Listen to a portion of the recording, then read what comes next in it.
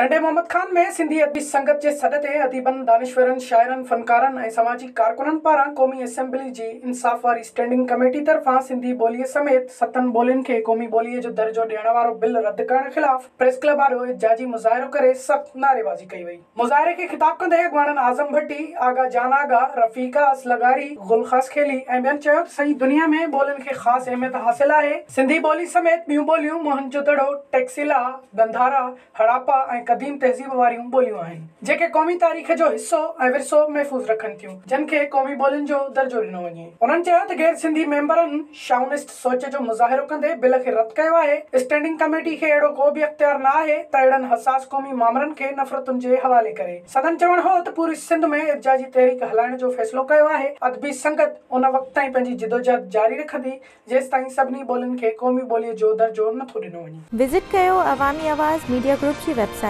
awamiawaz.pk।